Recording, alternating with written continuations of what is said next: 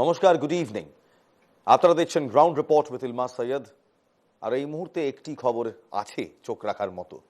ভারত পাক সীমান্তে এই মুহূর্তে রণসাজ বাড়ছে, এক্সারসাইজেস বাড়ছে, ওয়ার গেমস বাড়ছে। পাকিস্তান সীমান্ত জুড়ে এখন তৎপরতা ভারতীয় বাহিনীর। ভারত পাক সীমান্তে এখন পুরোদমে চলছে সেনার মহড়া।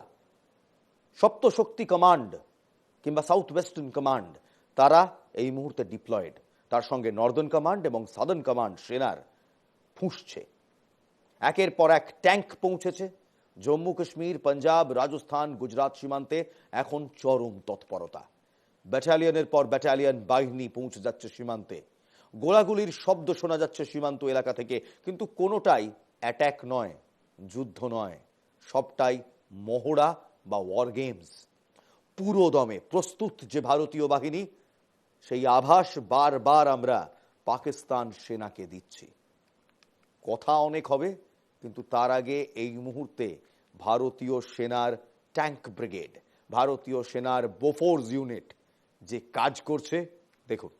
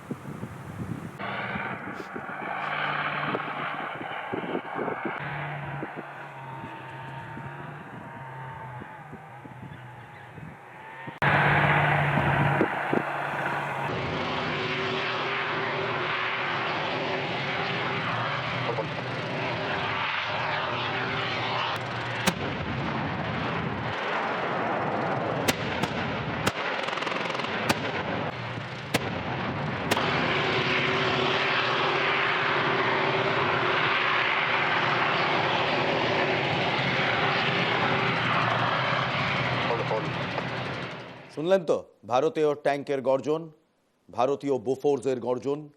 গর্জন করছে ট্যাঙ্ক, গর্জন করছে বোফোর্স। আমরা প্রতি পদে পাকিস্তানকে জানান দিচ্ছি আমরা সমস্তভাবে তৈরি, কিন্তু আমরা ভারত, আমরা ফার্স্ট অ্যাটাক করি না।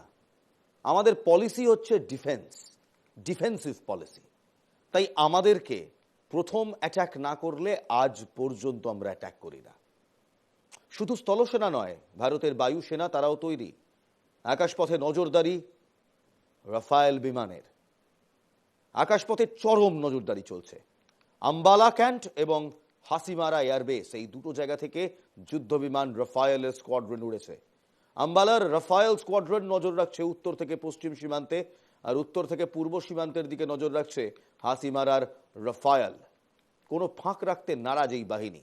চীন ও বাংলাদেশ সীমান্তেও সমানভাবে নজরদারি চলছে। দেখুন,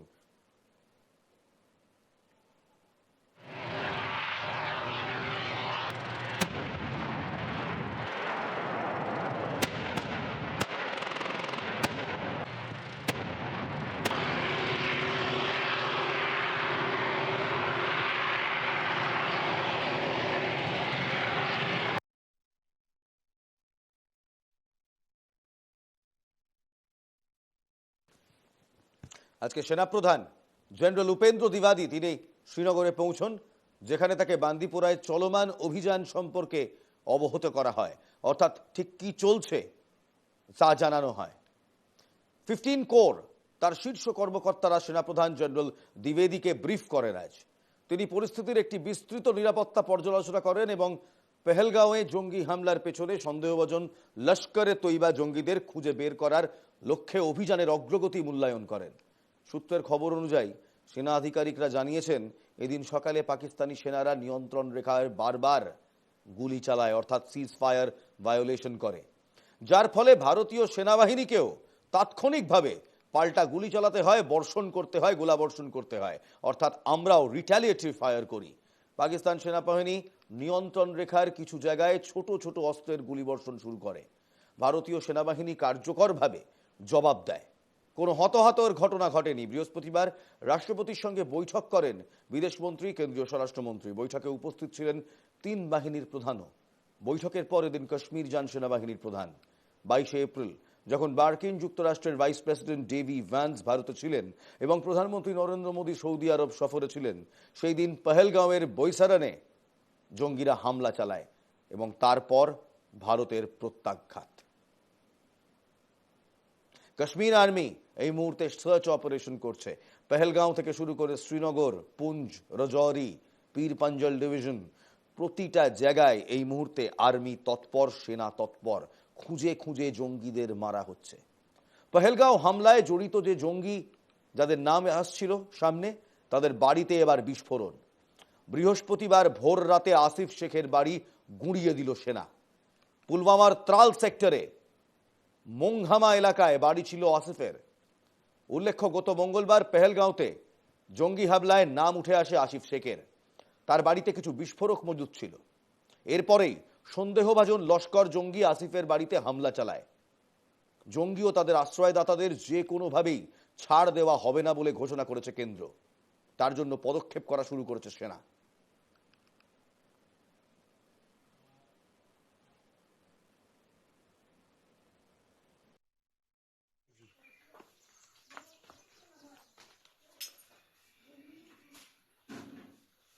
मैं यहाँ पर बैठी थी, सिक्योरिटी फोर्सेज जब आए उन्होंने हमें सबको निकाला बाहर दूसरे नेबर्स के घर में।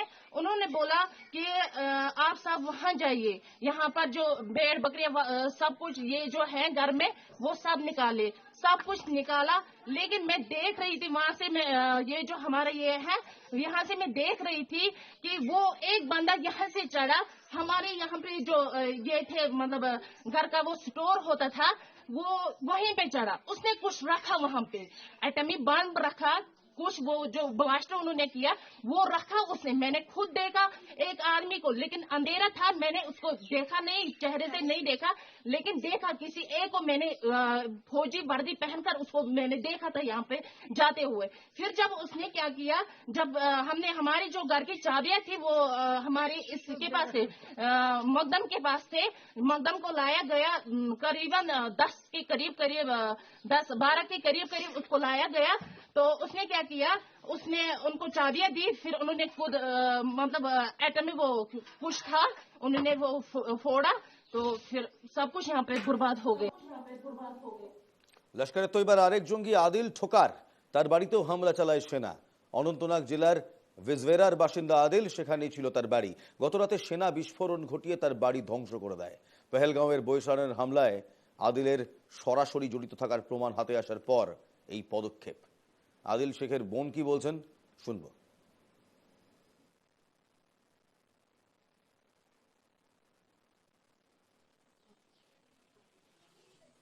এই হলো আদিল ঠোকারের বাড়ি।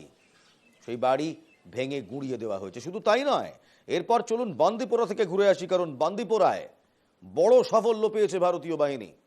বাহিনীর গুলিতে খতম লস্করে তৈবার শীর্ষ কমান্ডার। বাহিনীর সার্চ অপারেশনে খতম আলতাফ লাল্লি। এই অভিযান পেহেলগাঁওতে 26 জন নিহতর ঘটনায় জড়িত সন্দেহে লস্করে তৈবা জঙ্গিদের খুঁজে খুঁজে বের করার জন্য একটি বৃহত্তর নিরাপত্তা অভিযানের অংশ ছিল। শুক্রবার সকালে জঙ্গিদের উপস্থিতি সম্পর্কে সুনির্দিষ্ট গোয়েন্দা তথ্য পাওয়ার পর ভারতীয় সেনাবাহিনী এবং জম্মু ও কাশ্মীর পুলিশের বান্দিপোরার একটি ইউনিট তারা যৌথভাবে তল্লাশি অভিযান শুরু করে। জঙ্গিদের সঙ্গে ফার্স্টে ফায়ার ফাইট, তারপর নিরাপত্তা বাহিনী জঙ্গিদের ধাওয়া করে। তাদের মধ্যে একজন প্রাথমিক গুলি বিনিময়ের সময় আহত হয়। এই একই সংঘর্ষে দুজন পুলিশ কর্মীও আহত হয়েছেন, তবে একজন টপ এলইটি কমান্ডার, তাকে খতম করতে পেরেছে ভারতীয় সেনা। কিন্তু এরই মাঝখানে পাকিস্তান থেকে কিছু এমন এমন বক্তব্য আসছে যা আমাদেরকে আরো বদ্ধপরিকর করে চোখে আঙুল দিয়ে দেখিয়ে দিচ্ছে যে এই পাহালগাঁও পর্যটক হত্যাকারীদের পেছনে পাকিস্তানের মদত আছে। পাহেলগাঁওতে যে সমস্যা, যে হামলা হয়েছে, যে জঙ্গি অ্যাটাক হয়েছে, যে টেররিস্ট অ্যাটাক হয়েছে, সেটা টেররিস্টরা করিয়েছে। তবে পাকিস্তানের উপপ্রধানমন্ত্রী তাদের সন্ত্রাসবাদী বলতে রাজি নন, বলছেন তারা নাকি স্বাধীনতা সংগ্রামী। দেখুন,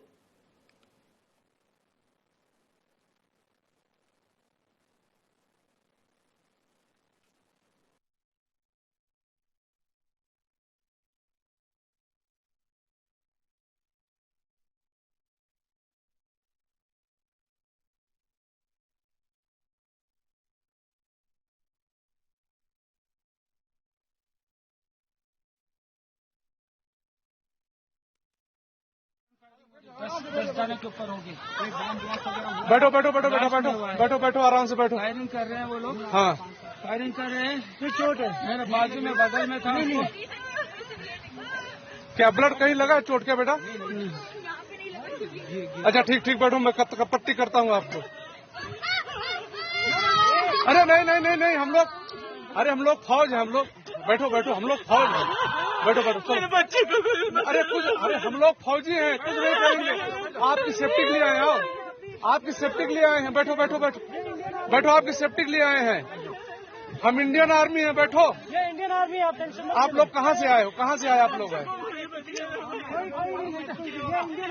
आपके बच्चे कुछ नहीं करेंगे, थोड़ा बताइए। हुआ पति को अभी मेरे हिसाब से 10 जगह से राउंड फायरिंग हो रही है। 10 जाने के ऊपर होगी। बैठो बैठो बैठो बैठो बैठो बैठो बैठो आराम से बैठो। फायरिंग कर रहे हैं वो लोग। हाँ এই যে হামলাকারীরা, এই যে হামলাকারীরা যারা হামলা চালালো, যারা নিরীহ ভারতীয়দের মারলো, খুন করলো, যে হিন্দু নিধন চললো, তাদেরকে পাকিস্তানের উপপ্রধানমন্ত্রী বলছে স্বাধীনতা সংগ্রামী। এটাও শুনতে হবে। পাকিস্তানের উপপ্রধানমন্ত্রী মোহাম্মদ ইসাক দার বলছে এই সন্ত্রাসবাদীরা নাকি সবাই স্বাধীনতা সংগ্রামী। শুনুন।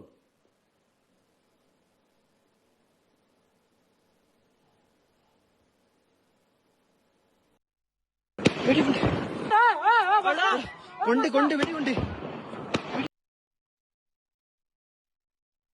కొండి వెడి ఉండి వెడి ఉండి కొండి వెడి ఉండి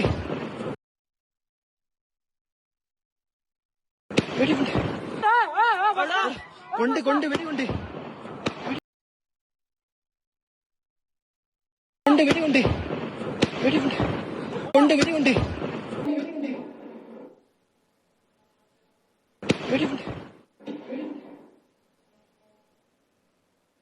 সিন্ধু জলচুক্তি স্থগিত রাখা সহ 5 দফা পদক্ষেপের কথা বলা হয়েছে নয়াদিল্লির পক্ষ থেকে, এবং তারপরেই ঘোষণা করা হয়েছে পাকিস্তানের উপপ্রধানমন্ত্রীর তরফে যে এই সন্ত্রাসবাদীরা যারা এভাবে নির্মমভাবে হত্যা করলো 26 জন ভারতীয়কে, তারা নাকি স্বাধীনতা সংগ্রামী।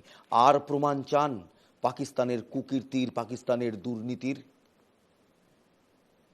পাক প্রধানমন্ত্রী শাহবাজ শরীফের সরকার আকাশ সীমায় নিষেধাজ্ঞা দিয়েছে, তাতে আমাদের ক্যাচ কলা, কিচ্ছু এসে যায় না। ব্যবসায়িক লেনদেন বন্ধ করবে বলেছেন, কি কিনি আমরা ওখান থেকে? খেজুর খাবো না? খেজুর ছাড়া আর কিছু দেওয়ার আছে? কিছুই নেই।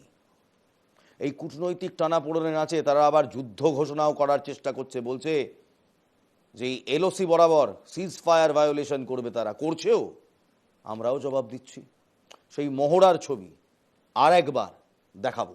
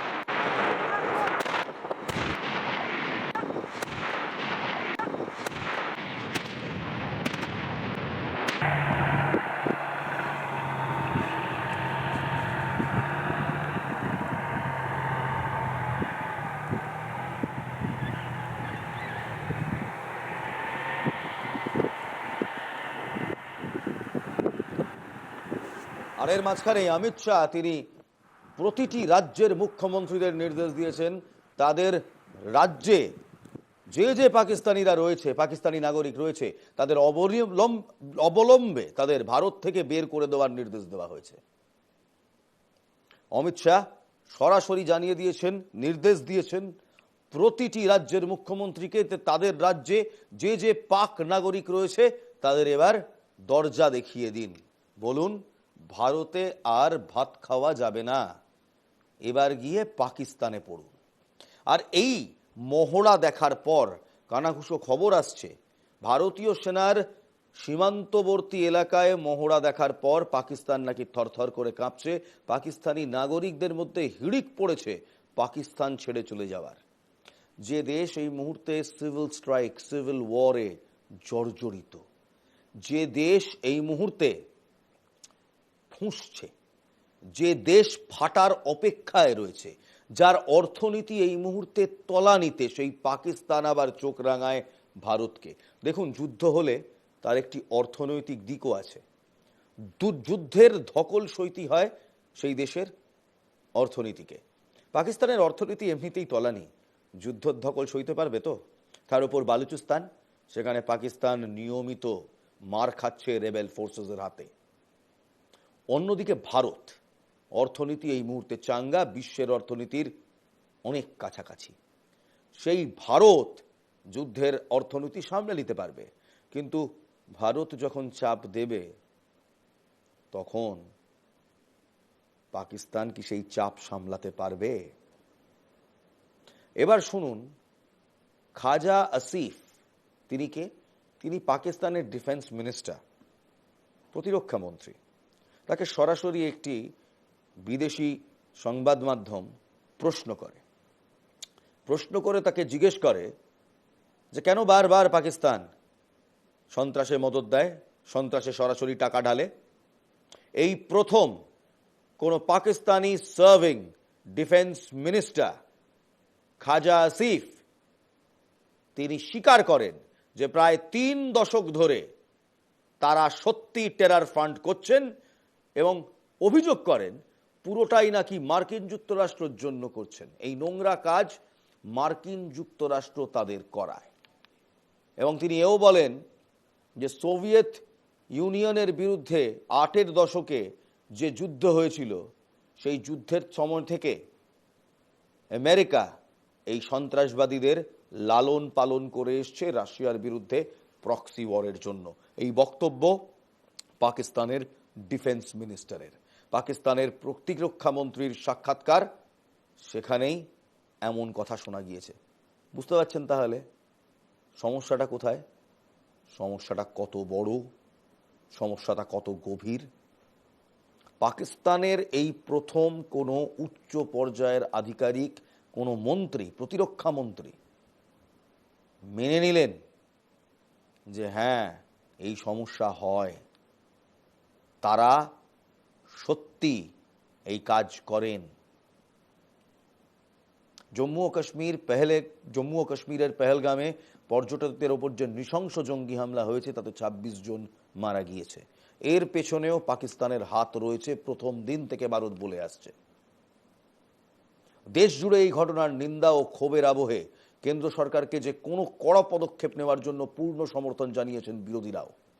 বুধবার সন্ধে সর্বদলীয় বৈঠক বসে, সেখানে বিদেশমন্ত্রী এস জয়শঙ্কর ও গোয়েন্দা বিভাগের শীর্ষ আধিকারিকরা সমস্ত রাজনৈতিক দলের নেতাদের পেহেলগামের ঘটনার বিস্তারিত ব্যাখ্যা দিয়েছেন। মঙ্গলবার দুপুরে কাশ্মীরের বায়সরান উপত্যকায় লস্করে তৈবার একটি শাখা সংগঠনের জঙ্গিরা যে পাশবিক অত্যাচার চালিয়েছে, তারপর পাকিস্তানকে আর ছেড়ে কথা বলা যায় না। 26 জন ভারতীয় মারা গিয়েছে। তারপর ভারত একই সঙ্গে 5টা কড়া কূটনৈতিক পদক্ষেপ নিয়েছে এবং সামরিকভাবে আমরা এই মুহূর্তে বর্ডার জুড়ে আমাদের মিলিটারি প্রেজেন্স বাড়িয়েছি এবং মহড়া শুরু করেছি। কাশ্মীরের স্থানীয় বাসিন্দারা কি বলছেন শুনবো। जो वारदात हुआ आप लोगों का 22 अप्रैल को पहलगाम में 26 लोगों का देहांत हो गया, उसके बारे में क्या बोलना है? उसके बारे में भाई साहब हम क्या बोलेंगे, वो इंसानी कत्ल हुआ, गलत हुआ वो, लेकिन उसके साथ साथ जो हमारा ये बिज़नेस है पूरा ठप हो गया। तो इसके अलावा हम क्या कह सकते हैं कि जो भी कारोबार है, जो भी रोजी रोटी है, पूरा ठप पड़ा है। और ख़ासकर जो पहलगाम में हुआ है तो वो कतई गलत है, वो बेगुनाह लोग हैं, वो इंसानी कत्ल हो गया, उसके खिलाफ है हम। अगर टूरिस्ट नहीं आते हैं कश्मीर में तो आप लोगों का बिजनेस चलेगा? नहीं, बिजनेस की तो बात नहीं है, ये तो टूरिस्ट के ऊपर मान लो ये तो एक कहावत है, टूरिज्म इज़ द बेस्ट की ऑफ नेशन। टूरिस्ट जो है, चाहे वो कश्मीरी बाहर जाएगा, बाहर का कश्मीर आएगा, हर एक को ये मान लो टूरिस्ट के ऊपर डिपेंड रहता है। तो लेकिन अब किसी स्टेट में, किसी मुल्क में हालात ख़राब हो जाएंगे तो ऑब्वियसली नुकसान तो हो ही गया नुकसान कि ऑलमोस्ट 15 लाख बुकिंग कैंसिल हो चुका है। क्या सिचुएशन है अभी टूरिज्म का यहाँ कश्मीर में? अभी टूरिज्म यहाँ का ख़त्म हो गया है सर, अभी सब खत्म हो चुका है। ख़त्म हो चुका है सर। हम देखो सर, हमारा सब कुछ टूरिज्म पे ही चल रहा था। यहाँ पे अच्छे से हम अपना रोजी रोटी कमा रहे थे। अभी मानो कि जैसे ये पहलगाम में हुआ है, तो मानो कि सब कश्मीर टूट गया है। अंदर ही अंदर हम रो रहे हैं, रोना आ रहा है। हम ये नहीं होना चाहिए था, जो हुआ ये नहीं होना चाहिए, हम इसके खिलाफ है। और टेररिज्म के खिलाफ कश्मीरियों का क्या बयान है? टेररिज्म वैसे तो आतंकवाद हुआ, आतंकवाद का घटना हुआ, अभी सरकार के टेररिज्म यहाँ पे ख़त्म हो गया है। देखो सर, इतनी सिक्योरिटी है हर जगह पे, तो ये चूक कैसे हुई है? जो यहाँ की फोर्सेस है, आर्मी है, उनसे ये चूक कैसे हो गई है सर? ये मसला है। এই মুহূর্তে কাশ্মীর থমথমে, কিন্তু ভারত থমথমে নয়। পাকিস্তান থরথর করে কাঁপছে। পাকিস্তান বুঝতে পারছে যে এই মুহূর্তে তাদের আর কোনো কিছু করার নেই, কারণ এই মুহূর্তে সীমান্ত জুড়ে যে কড়া বার্তা আমরা দিচ্ছি, একবার দেখাবো আপনাদের। দেখুন, সীমান্ত জুড়ে ট্যাঙ্ক ব্রিগেড, বোফোর্স এবং রাফায়েল এইভাবে গর্জন করছে। দেখুন।